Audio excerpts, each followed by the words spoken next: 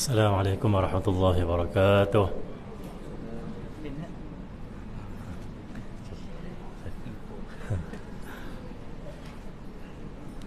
الفاتحة.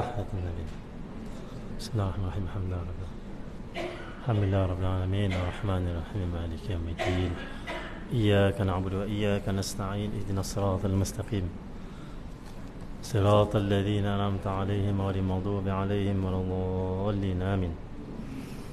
بسم الله الرحمن الرحيم. الحمد لله رب العالمين والصلاة والسلام على أشرف الأنبياء والمرسلين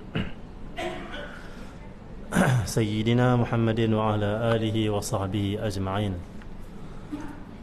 سبحانك لا علم لنا إلا ما علمتنا إنك أنت العليم الحكيم ولا حول ولا قوة إلا بالله العلي العظيم. بشرح لي صدري ويسر لي أمري واحلل عقدة من لساني يفقهوا قولي يسدد لساني وهدي قلبي بحق سيدنا محمد صلى الله عليه وآله وسلم. اللهم صل وسلم وبارك على سيدنا محمد الفاتح لما أغلق والخاتم لما سبق ناصر الحق بالحق والهادي إلى صراطك المستقيم صلى الله عليه وعلى آله وصحبه حق قدره مقدار العظيم. بسم الله الرحمن الرحيم.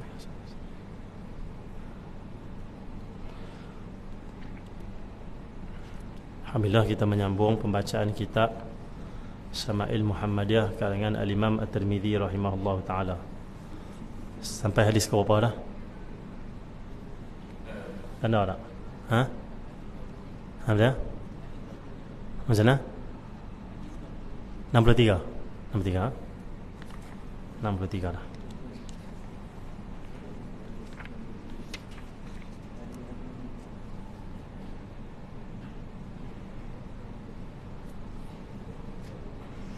Tentang pakaian hibrah, hibrah. Tengok hadis tu, nak tengok tak? Saya pakai kitab lain tapi sama ya hadis. Cetakan lain. Sini, sambung ni ya. Sambung sini no. 63 no. Okey okey. Bismillahirrahmanirrahim.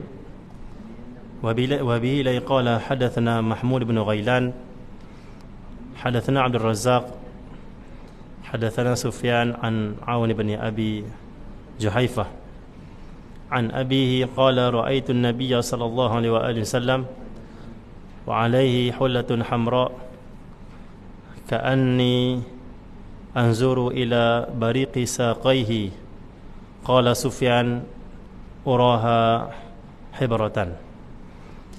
Daripada Sayyidina Allah Sayyidina Muhammad Aun Ibnu Abi Juhaifah, daripada ayahnya berkata, aku melihat baginda Nabi SAW memakai pakaian berwarna merah.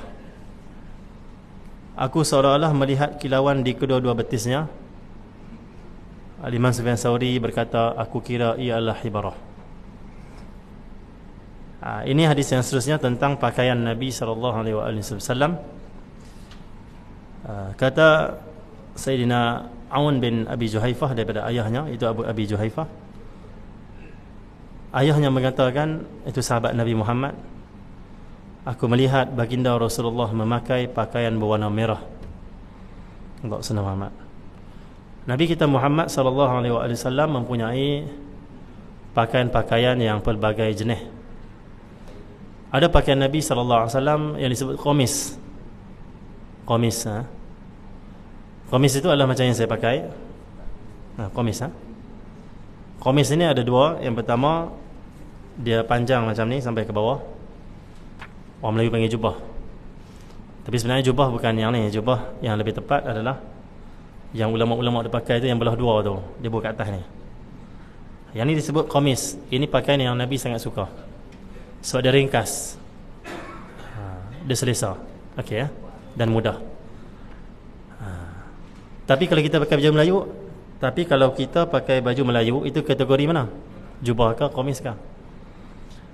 walaupun dia belah sampai ke bawah, tapi disebabkan dia sekerat dan belahan itu tak sampai ke kaki, Allah senang, itu masih lagi qamis. Payah macam tu, kita buat bagi mudah. Jubah itu adalah satu pakaian yang labuhnya sampai ke kaki dan dibelah daripada atas sampai ke bawah, itu jubah. Qamis dua jenis. Yang pertama, kain yang daripada atas sampai ke kaki dan dibelah hanya setengah saja, tak dibelah semua, qamis. Yang kedua, qamis iaitu dia tak macam panjang macam ni, dia setengah saja, macam baju Melayu. Dia belah semua ke, dia belah sekat ke, itu adalah qamis. Allah senang. Selain daripada baju yang belah dari atas sampai bawah kat kaki, kainnya sampai kaki belah, selain pada ni semuanya disebut sebagai qamis. Kebiasaan lah dipanggil, Allah senang, itu qamis. Jadi adakah baju Melayu itu sunnah dan disukai oleh Nabi sallallahu alaihi wasallam? Ya, Nabi taklah pakai sebagai baju Melayu, tidak. Tetapi qamis, pakaian jenis qamis itu adalah termasuk yang Nabi sallallahu alaihi wasallam suka. Orang Melayu ni apa yang mereka buat, banyak yang mengikuti sunnah Nabi sallallahu alaihi wasallam. Orang Melayu dia pakai baju teluk belanga, baju Melayu, bawah dia kain. Allah senang. Kalau kita baca hadis Nabi Muhammad, okey, baju yang macam teluk belanga kita itu qamis. Yang kedua, kita pakai kain. Dalam hadis Nabi Muhammad disebut sebagai izar. Nabi ada kain, namanya izar, ada kain yang Nabi sallallahu alaihi wasallam pakai. Kain, baju Melayu, jubah ataupun qamis yang macam ni, semuanya adalah pakaian Nabi sallallahu alaihi wasallam. Tak apalah, Allah senang. Jadi aku melihat baginda Nabi sallallahu alaihi wasallam memakai pakaian berwarna merah. Nabi sallallahu alaihi wasallam banyak jenis pakaian, pelbagai jenis. Ada yang lengan ketat, ada yang lengan ketat, ada yang lengan terbuka, ada yang panjang labuh sampai bawah, ada yang sekerat. Pelbagailah baju Nabi sallallahu alaihi wasallam. Ada waktu Nabi pakai musim sejuk, ada waktu Nabi pakai musim panas. Bukan saja pelbagai jenis, Nabi sallallahu alaihi wasallam mempunyai baju, memiliki baju yang pelbagai warna dia. Ada kuning, ada merah, ada hijau, ada putih. Allah senang amat. Sebagian kata ada koko, Allah senang, hitam, okey, putih, okey, Allah senang amat. Tetapi dalam banyak-banyak warna-warna pakaian Nabi sallallahu alaihi wasallam, Nabi paling suka putih. Berdasarkan hadis yang Nabi sallallahu alaihi wasallam bersabda, mafhum ada hadis, pakailah, Allah senang amat, oleh kalian akan pakaian warna putih, kerana pakaian warna putih paling dicintai oleh Allah Subhanahu wa taala. Kita cuba amal. Ulama-ulama di Yaman, saya duduk di Yaman, dia tak pernah tinggal pakaian putih. Luar ni macam-macam warna dah, hijau, hitam, merah, kuning, biru, tapi dia panggil qamis dia mesti putih. Kerana nak sentiasa pakai putih, kerana putih dicintai oleh Allah SWT. Kita pula tak pakai jubah luar tu, macam mana? T-shirt dalam putih boleh? Yang Nabi sebutkan pakaian bukan maksudnya jubah, pakaian. Apa saja pakaian yang berwarna putih termasuk kopiah, termasuk kain. Jenis-jenis pakaian yang warna putih, walaupun hanya sebahagian saja, itu kopiah saja putih, itu disukai oleh Allah SWT. Diusahakan setiap hari kita ada pakai putih, kalau boleh lah. Allah senang amat. Kalau tak boleh tak apa, hari Jumaat paling kurang kita pakai putih. Kerana di antara sunnah hari Jumaat memakai pakaian warna putih pergi sembahyang Jumaat. Tapi kadang-kadang khatib pun tak pakai putih, tak apalah. Khatib ada baju dia punya, jubah dia, tak apa, silakan. Khatib nak pakai hitam di luar, tapi khatib mesti kena ingat imam Jumaat pakai juga putih di dalam paling kurang. Kerana ini sunnah Nabi sallallahu alaihi wasallam. Sil Habib Omar bin Hafiz, kita duduk dalam Musafa dulu. Habib Omar kalau mai hari Jumaat, dia betul-betul nak hidupkan sunnah Nabi Muhammad. Jubah luar putih, qamis putih, ridak putih, lebay ni putih, serban putih, cincin pun batu warna putih. Tongkat warna putih, kasut warna putih. Kalau hari musim sejuk, kita tengok hari biasa Sayyidina Habib Umar akan pakai stocking warna hitam waktu sejuk. Hari Jumaat, stocking warna putih. Tidak ada di dirinya warna lain, semua putih. Itu yang paling afdal yang dibahaskan oleh ulama dalam mazhab kita, Imam Syafi'i, mazhab Syafi'i. Itu yang paling afdal. Yang kedua, bawah sikit. Tak boleh yang paling afdal. Okey, bawah sikit. Kita pakai hari Jumaat, mana-mana bahagian pakaian kita warna putih. Contoh, kain warna hitam, baju warna putih. Okey, ini afdal juga, tapi yang peringkat kedua, ranking kedua. Okey, ranking ketiga, ini faedah kita ambil daripada Syekh Taha. Jadi antara orang alim fiqh lah mazhab Syafi'i ni. Lah ni duduk di Melaka, tak salah, duduk di Kedah. Dia digelar sebagai Ibnu Hajar Yaman. Digelar sebagai Ibnu Hajar, masya-Allah. Alim sungguh dalam ilmu fiqh. Disebut peringkat-peringkat darjat ataupun ranking afdalnya memakai putih di hari Jumaat. Yang pertama, semua putih. Yang kedua, atas atau bawah putih. Atas ke bawah ke putih, atau lebay saja putih. Peringkat ketiga, lebay tak putih, kain tak putih, baju tak putih, tapi cari pakaian yang ada belang-belang garisan putih. Itu dah cukup. Dapat pahala sunnah memakai putih di hari Jumaat. Contoh, kain kita warna hitam, baju warna hitam tapi butang putih, butang 3 biji putih. Okey, niat untuk hidupkan sunnah Nabi Muhammad sallallahu alaihi wasallam. Ataupun baju hitam, hijau, biru, kain kita warna hitam, batu ada garisan putih. Okey, niat hidupkan sunnah, hasil sunnah pakai putih hari Jumaat. Tapi itu yang paling bawah sekali. Allah SWT Muhammad. Kalau kita duduk di Tarim, Hadramaut, saya pengalaman duduk sana, Masjid Jami'. Masjid Jami' ni masjid macam masjid Allah SWT Muhammad. Dia panggil apa? Kalau kita masjid negeri lah. Kalau kota Tarim ni dia panggil masjid yang paling utama lah. Masjid paling besar, paling utama. Masjid Jami' ni Allah SWT di Tarim, kalau kita pergi sembahyang Jumaat, tak ada orang pakai baju warna lain, hanya putih semua. Atas, bawah, lebay, semua putih. Kalau kita pergi sembahyang Jumaat, kita pergi pakai baju warna lain, nampak kita ni macam pelik pada orang. Kalau kita seorang mana, kita bahkan orang tengok kita pula. Ini kota sunnah Yaman, masya-Allah. Masih ada lagi di sana kota-kota yang hidup sunnah Nabi sallallahu alaihi wasallam. Tapi kita bukan hanya nak Yaman, kita nak Shah Alam, section 20 juga, surah An-Nur, semuanya nur, cahaya dengan cahaya sunnah Nabi sallallahu alaihi wasallam. Sini main Jumaat, ada main Jumaat, ada. Saya nak ajak, walaupun tak semua orang dapat maklumat ni, tapi kita semua yang akan main sembahyang Jumaat minggu depan, jemaah di sini pastikan pakai putih. Pastikan. Kawan-kawan saya sampai tahap beli kasut putih, slipper putih. Nak hidupkan yang paling afdal sunnah Nabi Muhammad. Tapi tak apalah, paling kurang kita ada lebay putih ke, baju putih. Yang terbaik semuanya putih. Inilah pakaian yang paling dicintai oleh Allah Subhanahu Wa Taala. Siapa pakai putih, dia dicintai oleh Allah. Kerana pakaian tu Allah suka, dia pun Allah suka juga. Ini putih. Paling kurang tak ada juga, dalam lah t-shirt putih ada juga. Boleh lah, dan dia ada putih-putih tu di diri kita. Spender putih ya. Boleh lah. Bawa senang amat. Jadi sebab tu bila kita nak pergi buat umrah, boleh tak kita pakai baju kain ihram warna lain? Boleh. Sah tunaikan umrah. Ihram warna hijau, warna hitam mana.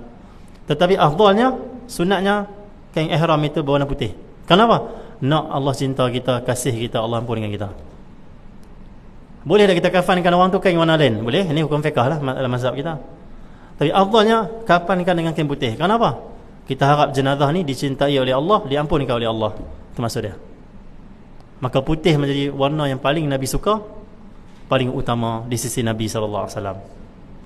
Dan serban Nabi sentiasa putih, kebanyakan keadaan lah. Khususnya waktu Nabi nak sampaikan dakwah, kebiasaan Nabi akan pakai putih. Dan sebagian waktu Nabi pakai hijau. Allah SWT. Dan waktu perang Nabi akan pakai serban warna hitam waktu perang. Ataupun waktu khutbah, Nabi kebiasaan juga memakai hitam. Kerana hitam ni seolah macam warna rasmi lah. Allah SWT waktu khutbah ataupun menyampaikan ceramah, dia panggil apa? Allah SWT kepada para sahabat untuk berjihad dan sebagainya. Pergi keluar berperang, serban hitam. dakwah, sampaikan ilmu, jumpa orang serban putih, dan sebahagian waktunya warna hijau. Maksudnya putih yang paling utama di sisi Nabi SAW. Okey, tak apalah.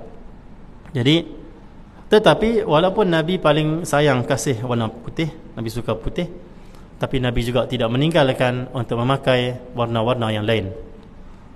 Kerana setiap warna itu ada kelebihan yang Allah cipta pada dia. Kenapa pokok warna hijau? Boleh tak Allah buat pokok warna hitam? Boleh tak? Daun warna hitam? Boleh lah, harus bagi Allah. Tetapi kenapa Allah buat warna hijau? Ada hikmah, ada rahsia warna tu. Kerana hijau yang kita lihat, tumbuh-tumbuhan itu dia akan melegakan kita. Kalau fitrah manusia bila dia tengok kehijauan, padi, sawah, dia rasa macam rest. Cuba tengok padi warna hitam, rasa apa? Oi, sakit kepala. Kenapa Allah ciptakan langit warna biru?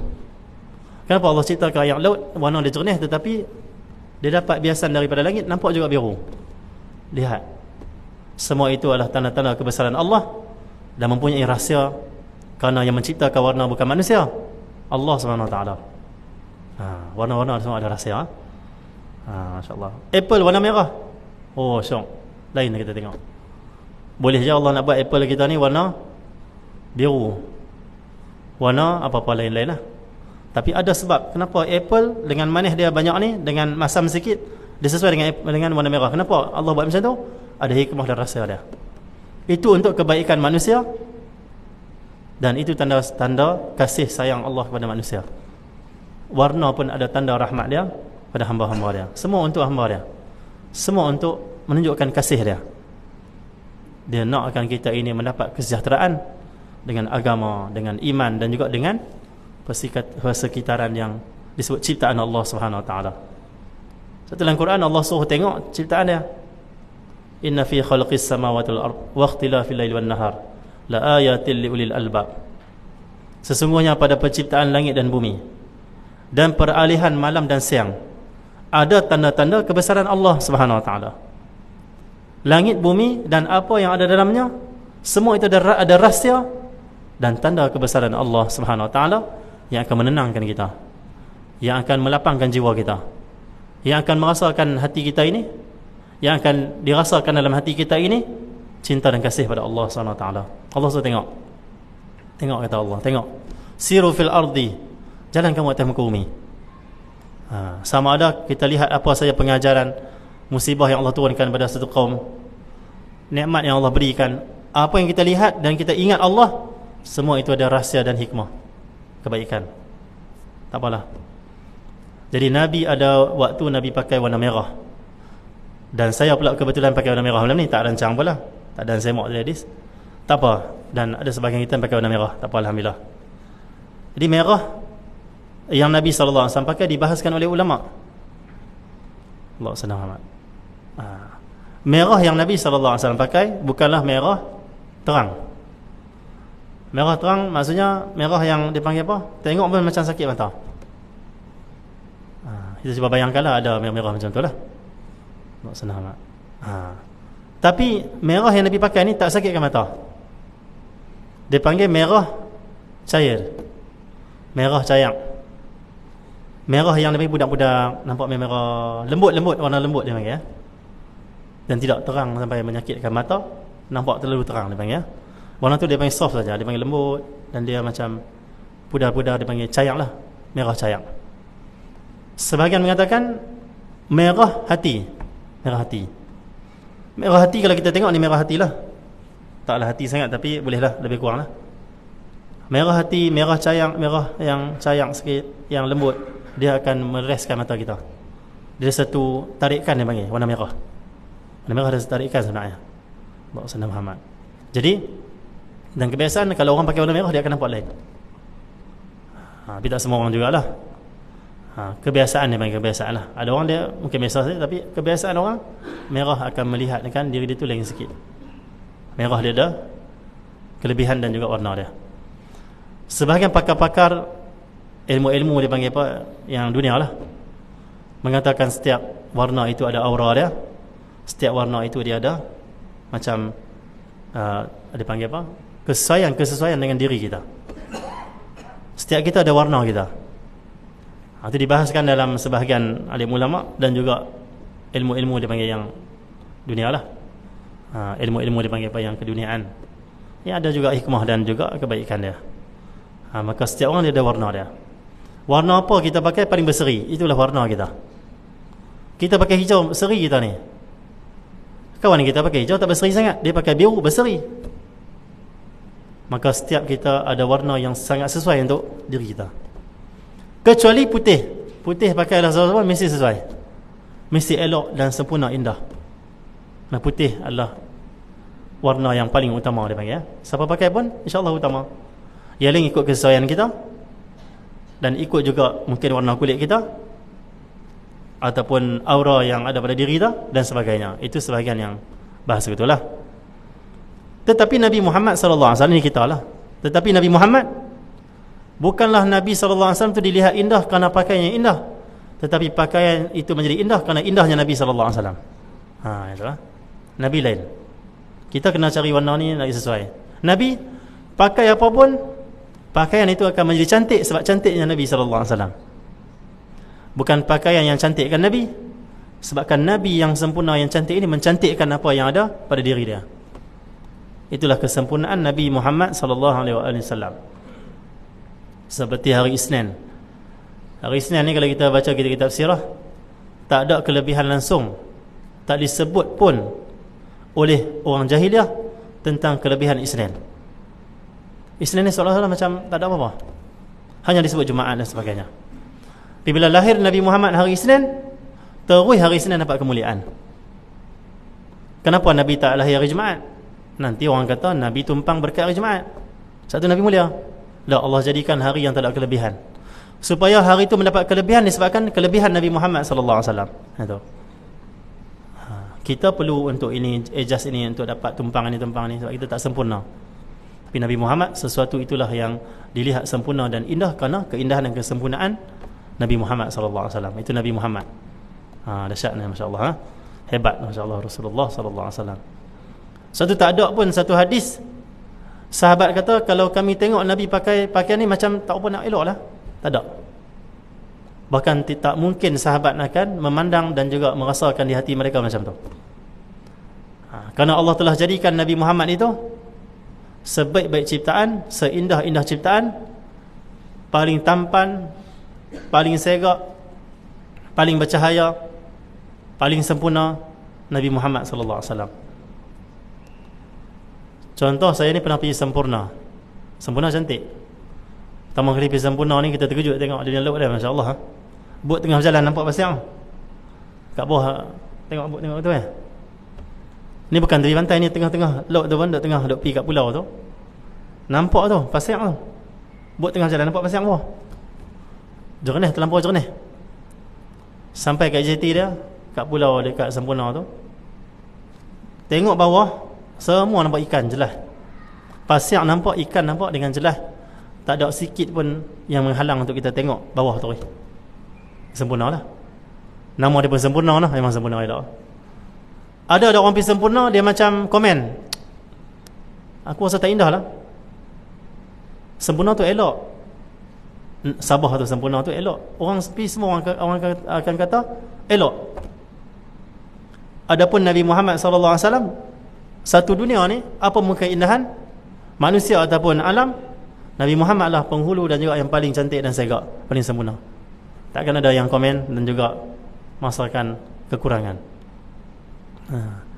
Bahkan semuanya kesempurnaan, termasuk orang kafir, orang dipanggil apa, yang menentang Nabi Muhammad, melihat kesempurnaan, keindahan, ketampanan Nabi Muhammad sallallahu alaihi wasallam.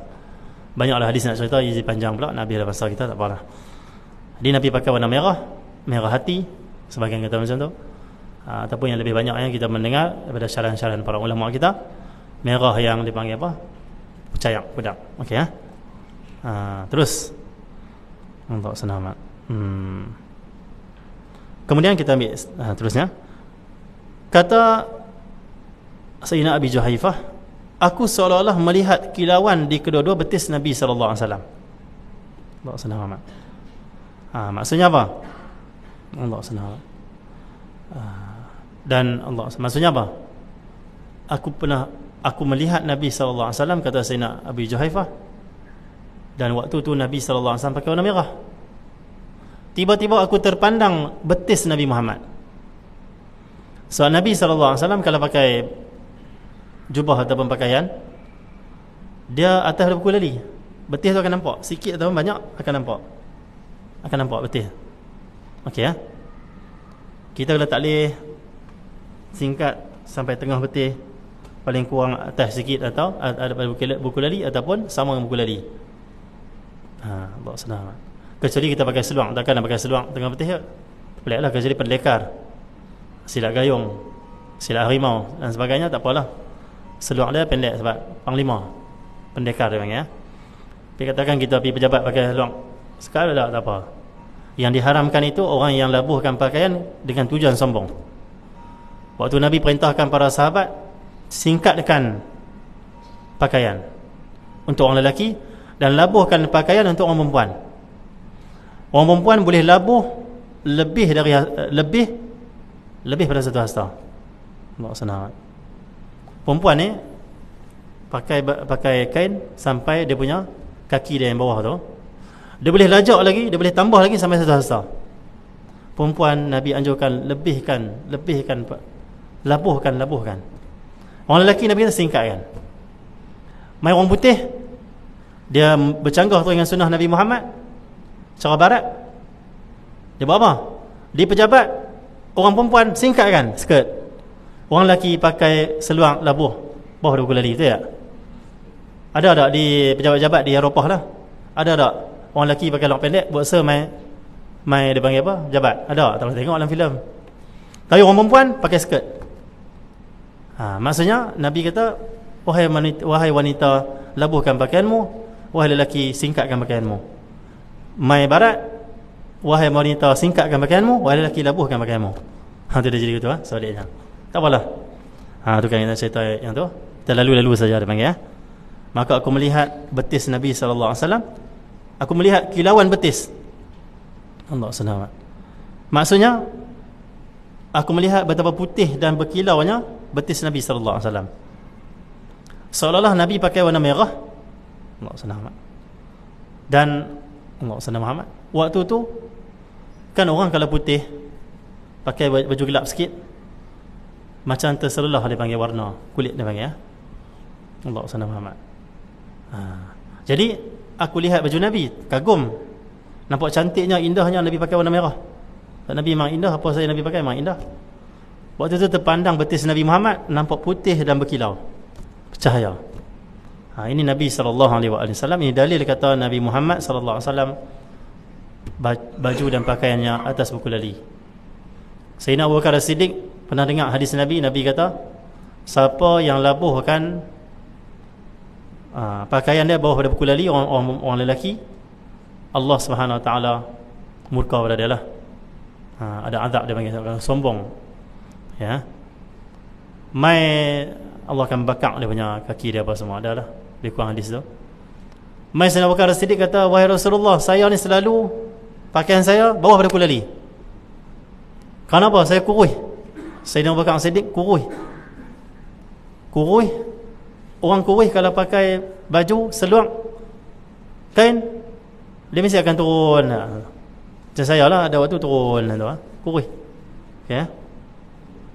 Maka kamu wahai Abu Bakar, kata Rasulullah, kamu bukanlah labuhkan kerana sombong. Maksudnya hanya Nabi kaitkan dengan sombong. Tapi lah ni kita pakai labuh, kita sombong tak? Tak sombong, kerana itu dah macam kebiasaan. Kenapa zaman dulu dikaitkan dengan sombong? Ini ulama hadis lah yang bahaskan, kita ambil saja. Kerana zaman dulu, siapa yang baju dan pakaian dia lebih labuh, menunjukkan dia orang kaya. Orang miskin pakai cukup-cukup dan singkat. Kenapa? Nak beli duit, nak beli baju, kain, tak cukup duit. Orang kaya boleh beli kain 3 meter, 4 meter. Orang miskin dia beli cukup-cukup ya, untuk tutup aurat, tu saja. Bawah sikit pada lutut, cukup. Tak nampak lutut, tak nampak pusat, dah orang miskin. Orang kaya, dia labuh lebih, sampai mereka rasa sombong, sampai mereka rasa ini miskin ni, singkat, aku orang kaya lebih. Tapi zaman kita, adakah kita labuhkan kerana sombong lagi? Dah macam jadi kebiasaan.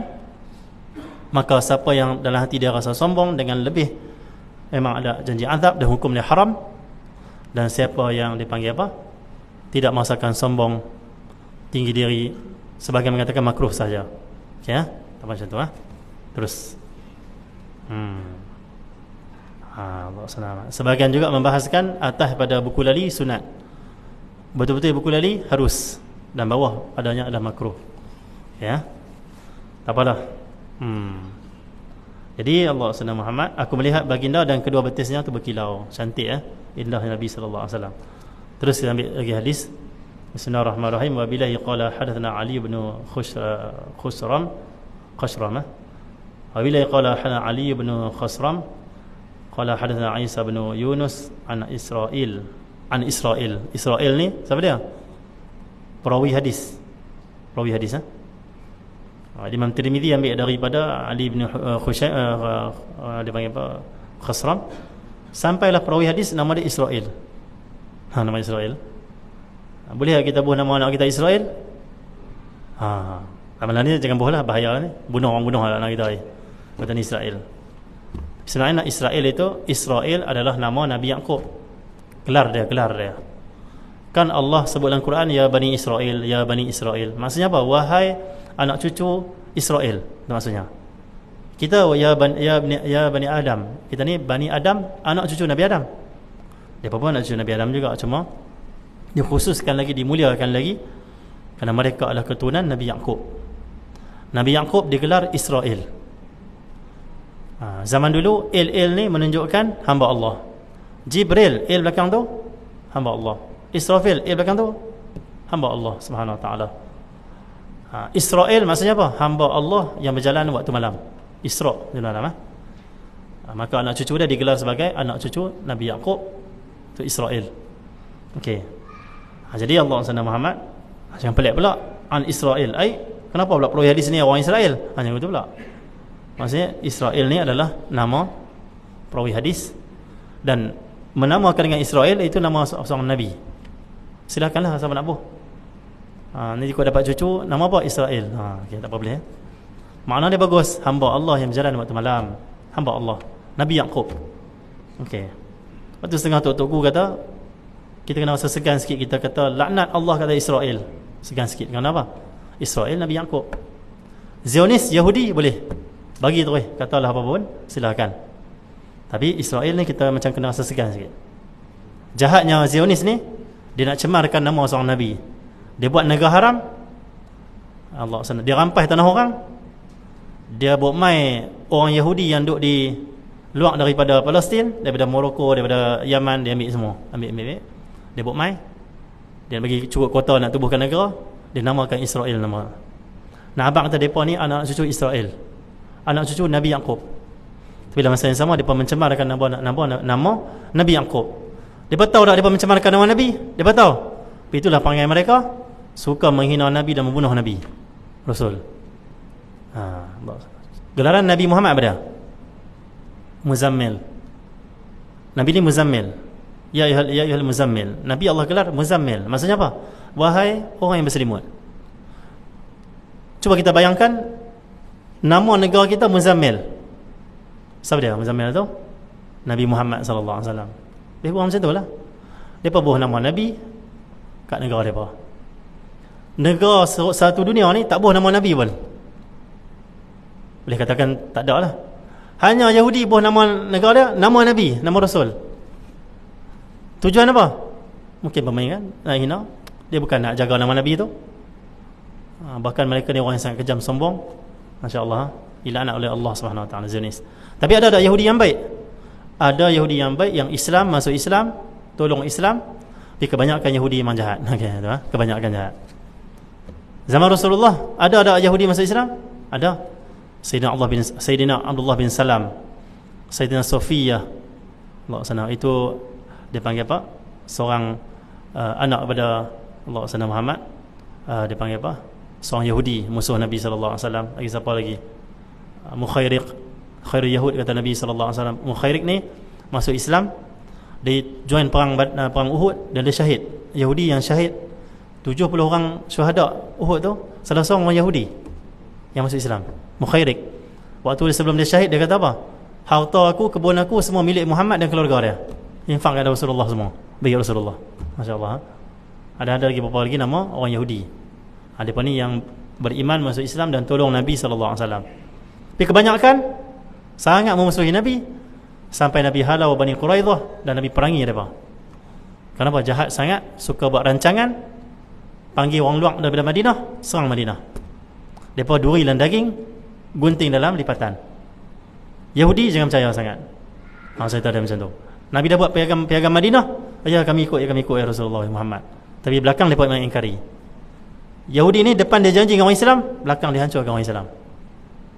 Sesama dia pun dia boleh tipu.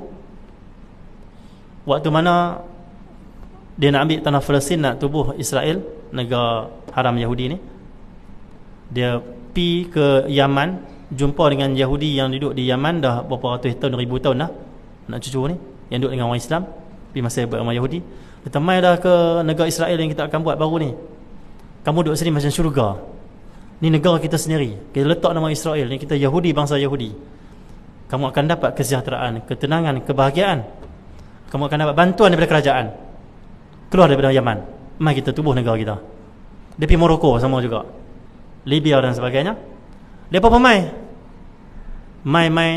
depa buat orang asal di situ ataupun orang besar yang di negara haram Israel menjadikan yang mai pada luar nak cukupkan kota sebagai kasta yang paling bawah.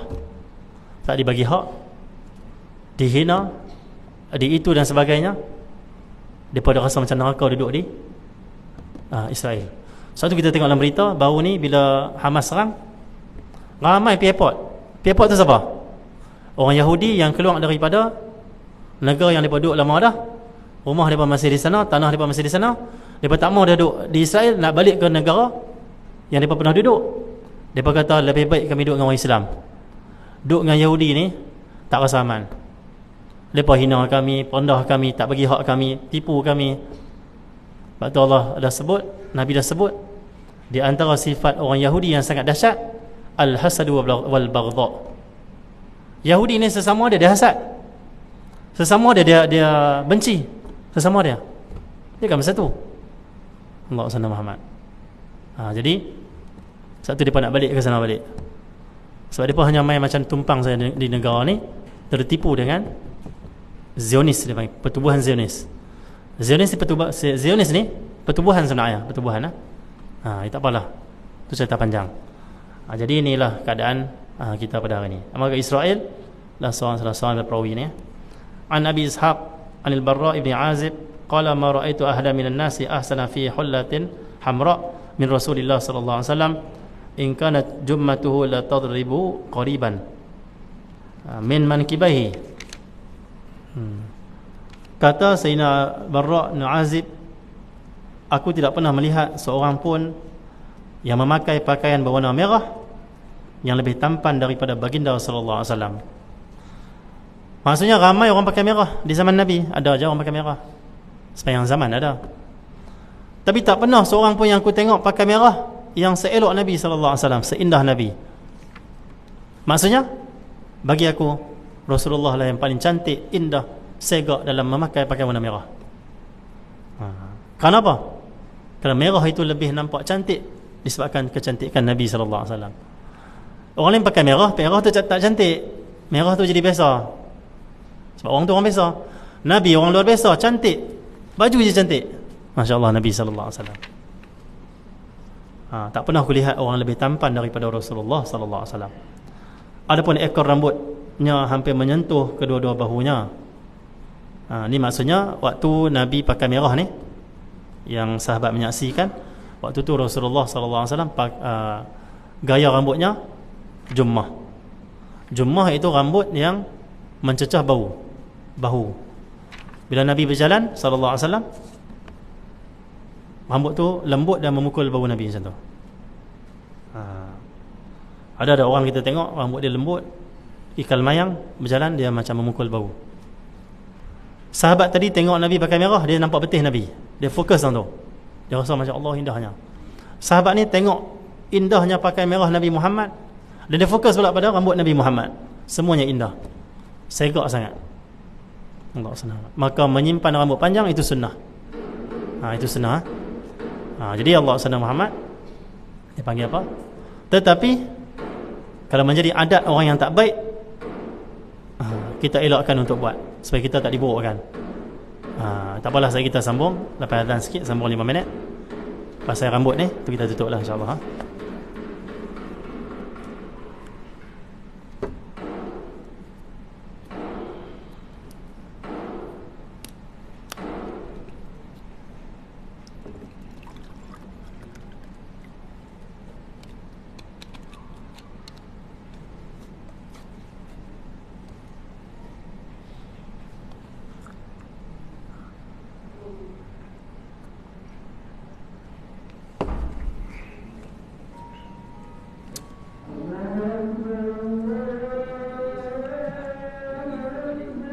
Allah Akbar, Allah Akbar.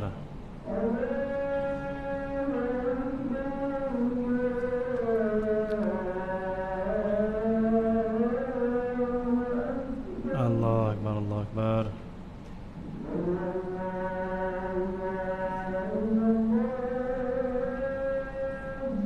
Asyhadu an la ilaha illallah.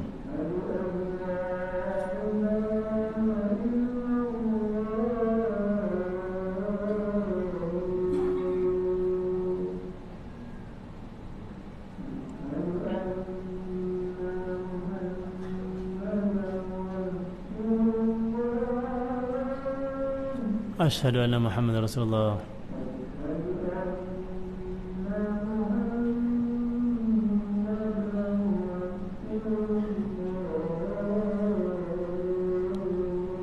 Asyhadu anna Rasulullah.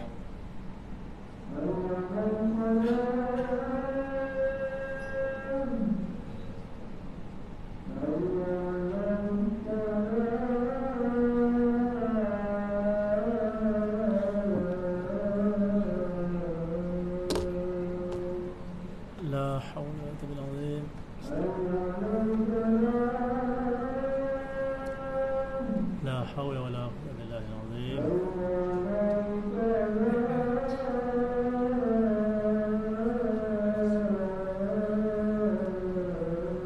لا حول ولا قوة إلا بالله العلي العظيم.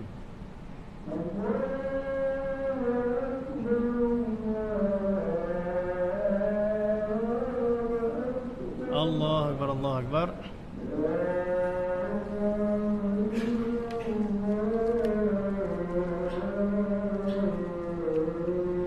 لا إله إلا الله محمد رسول الله. اللهم بارك والصلاة القائمة آت سيدنا محمد الشفاعة والدرجة الرفيعة بعد مقام إنك لا تخلف الميعاد صلى الله عليه وسلم. Alhamdulillah rabbil alamin. Semua sikit saya 2-3 minit saja. Jummah iaitu rambut Nabi SAW yang sampai mencecah bau. Dan Al-Imam Abdullah bin Alwi Al-Haddad, Imam Haddad, dia pernah mengatakan, ma min sunnatin min sunanil Mustafa illa anni Allah arju qad amiltu biha. Melainkan tidak ada satu sunnah dari sunnah-sunnah Nabi Muhammad melainkan aku harap aku telah amalkan semuanya. Imam Haddad, seorang ulama yang terkenal, mengamalkan semua sunnah Nabi Muhammad. Kenapa? Dia mengkaji semua kitab sunnah, kitab hadis, semua dia praktik amal. Okey.